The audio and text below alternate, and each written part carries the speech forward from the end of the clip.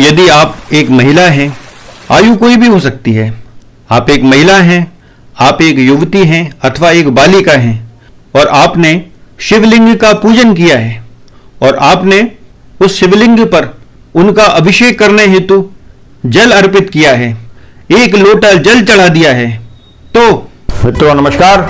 हमारा नाम है हर्ष तिवारी और आध्यात्मिक जगत के इस चैनल रामायण बाय हर्ष तिवारी में हम आप सभी का बहुत बहुत स्वागत करते हैं। मित्रों, आज की चर्चा का जो विषय हमने लिया है वो ये है कि क्या स्त्रियों को शिवलिंग का स्पर्श करना चाहिए, कि क्या महिलाएं शिवलिंग का स्पर्श कर सकती हैं। अब ये प्रश्न इसलिए क्योंकि अनेक बार ऐसा देखा जाता है कि अनेक मंदिरों में अनेक स्थानों पर महिलाओं को, स्त्रियों को, वो छोटी उम्र की हो या बड़ी उम्र की, उन्हें कहा जाता है कि अरे अरे अरे शिवलिंग का स्पर्श मत करो, स्त्रियों को मनाही है, स्त्रियां शिवलिंग का स्पर्श नहीं कर सकती, ऐसा अनेक स्थानों पर कहा जाता है। तो अब यहाँ जो विचारणीय बात यह है कि क्या उस ईश्वर के समक्ष भी स्त्री और पुरुष का भेद होगा। इस विषय को समझने से पहले ये जान लेना आवश्यक है कि ये शिवलिंग जो है क्या है शिवलिंग। तो आइए जानने का प्रयास करते हैं। आजकल हम लोग देख रहे हैं कि चारों तरफ शिव भक्ति की धूम मची हुई है।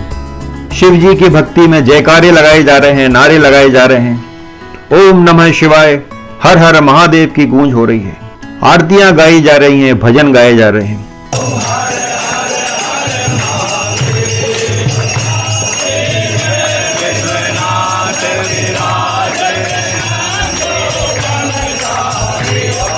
पवित्र नदियों का जल शिवलिंग पर चढ़ाने के लिए बड़ी मात्रा में लोग कावड़ लेकर जा रहे हैं और भगवान शिव का जलाभिषेक करने के लिए जा रहे हैं। अब प्रश्न उठ सकता है, कोई भी प्रश्न पूछ सकता है कि अब शिवलिंग है क्या, ऐसी कौन सी शक्ति है, क्या है शिवलिंग।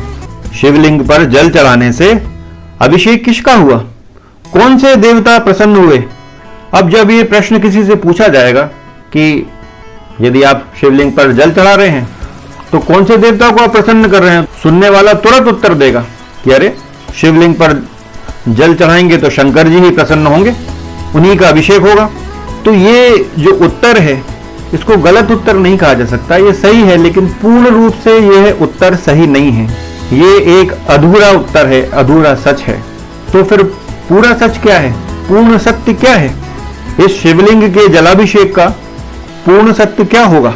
तो इस विषय पर आइए चर्चा करते हैं कि मित्रों, सदियों से ऐसा देखा जा रहा है कि शिवलिंग के विषय में जनमानस में अनेक भ्रांतियां उत्पन्न हो गई हैं। शिवलिंग को जननेंद्रियों के रूप में माना जाने लगा है और शिवलिंग के विषय में ऐसी धारणा शिवलिंग का घोर अपमान है, क्योंकि शिवलिंग क्या है समझा ही नहीं जा रहा है। अब शिवलिंग है क्या, ऐसी कौन सी शक्ति है, क्या है शिवलिंग। तो मित्रों, ये जो शिवलिंग है ये पूर्ण ब्रह्म का प्रतीक है। शिवलिंग उस परम तत्व का, उस परम सत्ता का, उस परम सत्य का, उस परम पिता परमेश्वर का एक प्रतीक है, एक चिन्ह है, क्योंकि लिंग का अर्थ होता है प्रतीक, लिंग का अर्थ होता है चिन्ह, प्रतीक अथवा चिन्ह। अब चूंकि इसमें लिंग शब्द लगा है, इस कारण लोगों के मन में बड़ी भ्रांति उत्पन्न हुई और इसको जननेंद्रिय के रूप में माना जाने लगा। ये बहुत बड़े अज्ञान की बात है ऐसा कहना, ऐसा सोचना। उस परम तत्व का, उस पर ब्रह्म का प्रतीक है शिवलिंग। शिव अर्थात वो पर ब्रह्म और लिंग अर्थात प्रतीक। तो शिवलिंग शब्द का सही अर्थ क्या हुआ, उस पर ब्रह्म का प्रतीक जो ये शिवलिंग है।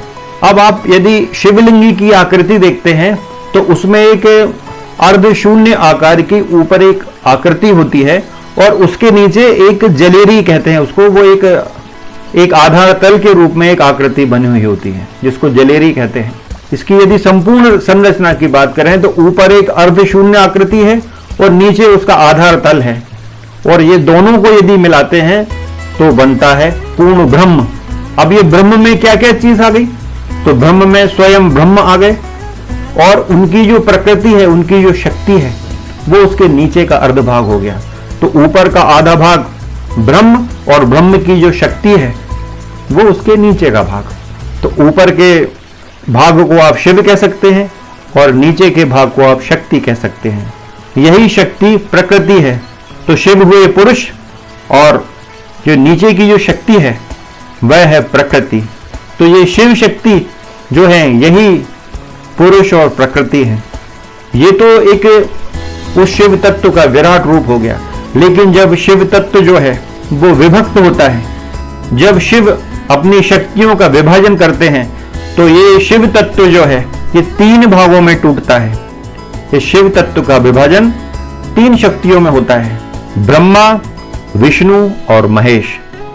ब्रह्मा उत्पन्नकर्ता कहे जाते हैं, विष्णु पालनकर्ता कहे जाते हैं और शंकर जी जो हैं जिनको महेश कहा जाता है वे संहारकर्ता के रूप में होते हैं। तो ऐसे ब्रह्मा, विष्णु और महेश 3 भागों में विभक्तिकरण होता है उस शिव तत्व का, उस परम तत्व का। और ये जो शिव तत्व की प्रकृति है, शिव की जो शक्ति है, जब पुरुष रूप का 3 भागों में विभाजन होता है तो प्रकृति का भी 3 भागों में विभाजन होता है। और वही प्रकृति, वही शक्ति भगवान ब्रह्मा जी के बाजू में माता सरस्वती के रूप में विराजमान होती हैं। भगवान विष्णु के साथ वे श्री लक्ष्मी के रूप में विराजमान होती हैं और श्री शंकर जी के साथ वे सती अथवा पार्वती के रूप में विराजमान होती हैं। अब ये तो उनका प्रारंभिक विभाजन हुआ शिव का, लेकिन कालांतर में शिव और शक्ति के जो ब्रह्मा, विष्णु, महेश और सरस्वती, लक्ष्मी और पार्वती के ये जो प्रारंभिक रूप हैं, इनके अनेक अवतार हो गए हैं। लाखों वर्ष की प्रकृति का जो समय है उसमें अनेक अवतार हो चुके हैं, लेकिन सभी अवतारों की जो उपस्थिति है वो इस शिवलिंग में पाई जाती है, क्योंकि उनका उद्भव जो है सभी अवतारों का इस शिवलिंग में पाया जाता है।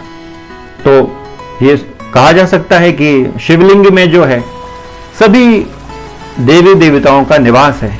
ये शिवलिंग जो है मात्र भगवान शंकर का रूप नहीं है, केवल भगवान विष्णु का ही रूप नहीं है, केवल ब्रह्मा जी का ही रूप नहीं है, यह केवल मात्र शक्तियों का ही रूप नहीं है, यह तो एक सम्मिलित स्वरूप है उस परम तत्व का जिसमें समस्त शक्तियां समाहित हैं। तो यदि कोई व्यक्ति शिवलिंग पर 1 लोटा जल चढ़ा देता है तो वो क्या करता है?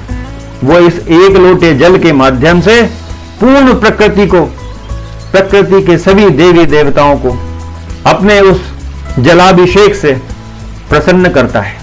तो आप केवल एक शिवलिंग पर जल नहीं चढ़ा रहे हैं, आप यदि पूजा कर रहे हैं, आप दुग्ध चढ़ा रहे हैं, तो केवल एक आपके सामने केवल शिवलिंग नहीं है, आप समस्त देवी देवताओं का अभिषेक कर रहे हैं, उनका पूजन कर रहे हैं। इसलिए ये जो शिवलिंग है ये कोई मामूली वस्तु नहीं है, क्योंकि यह परम तत्व का प्रतीक है।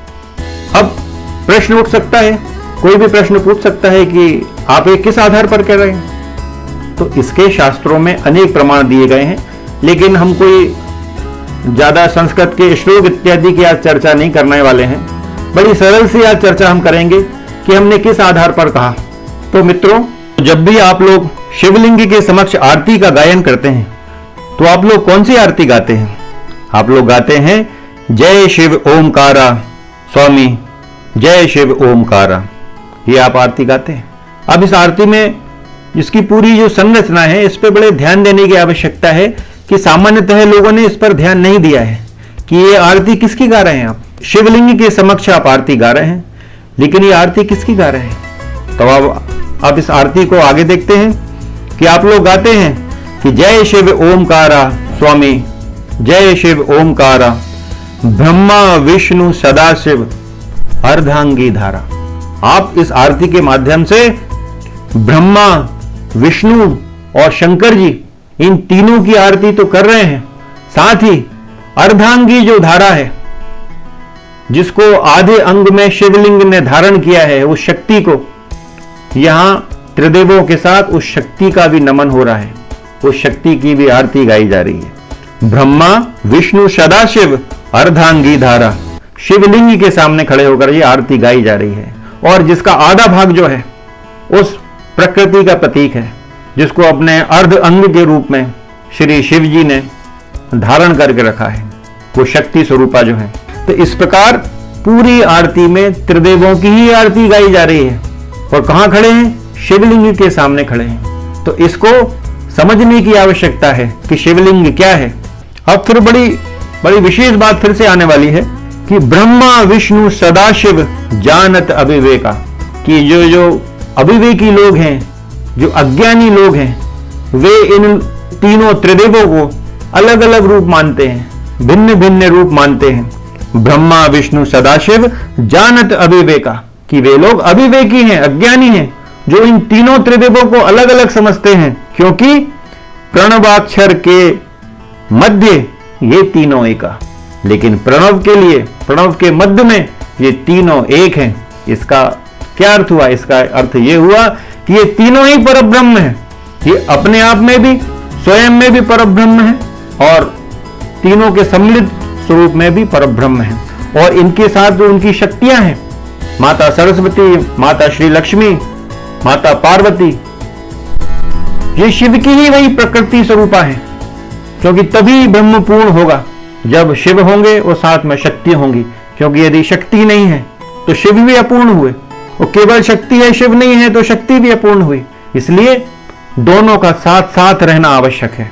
अब आपने देखा कि स्वयं शिवलिंग में ही इतनी सारी स्त्रीण शक्तियां विद्यमान हैं, इतनी सारी देवियों का इस शिवलिंग में वास है। तो कैसे कहा जा सकता है कि स्त्रियां शिवलिंग का स्पर्श नहीं कर सकती? तो ये बात तो बड़ी अनुचित सी है।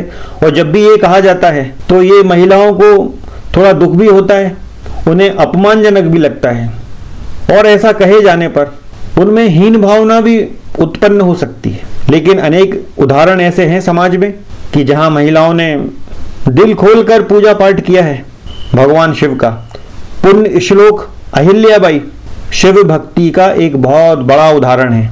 वे तो अपने हाथ में ही लिए रहती थी, उनके आदेश में शिवाज्ञा लिखा होता था।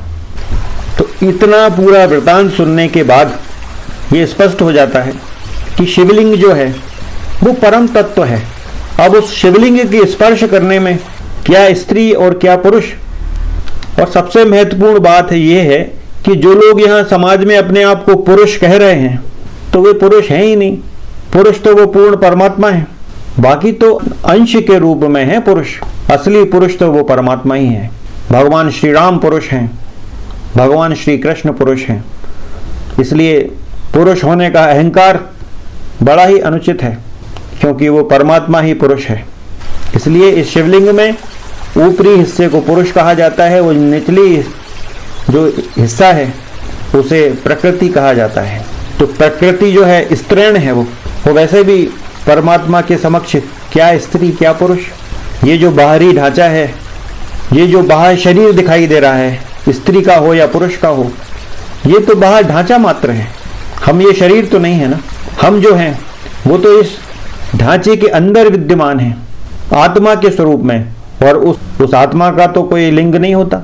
वह आत्मा ना तो पुरुष होती है ना स्त्री होती है, वो तो परमात्मा का ही स्वरूप होती है। इसलिए बाहर ढांचे को देखकर यदि कोई ये कहता है कि स्त्रियां शिवलिंग का स्पर्श नहीं कर सकती, तो ये एक अज्ञान मात्र है, अविवेक मात्र है, और कुछ भी नहीं।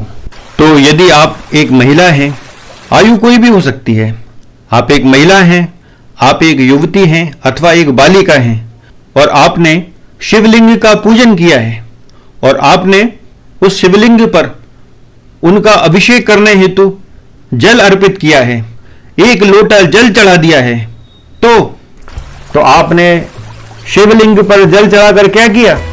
आपने समस्त प्रकृति पर जल चढ़ाकर उसका अभिषेक किया है। तो आपके ऊपर प्रसन्न कौन होगा? आपके ऊपर समस्त देवी देवता प्रसन्न होंगे। समस्त देवी देवताओं के आशीष आपको मिलेंगे, क्योंकि सभी देवी देवता इस शिवलिंग में ही तो विराजमान है, क्योंकि यहीं से वे प्रकट हुए हैं। तो उनकी उपस्थिति सदैव ही इस शिवलिंग के अंदर पाई जाती है।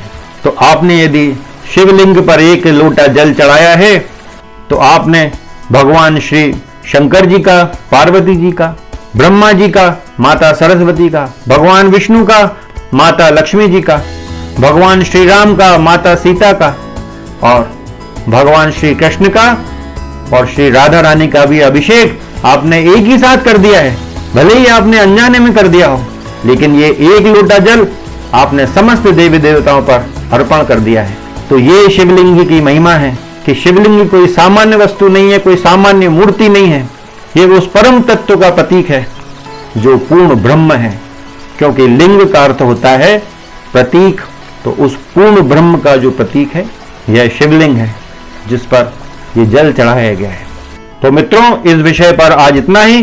फिर किसी अगले वीडियो में किसी अन्य विषय पर चर्चा होगी। तब तक के लिए अनुमति दें। जय सिया राम, जय जय श्री सीताराम। राम राम राम राम।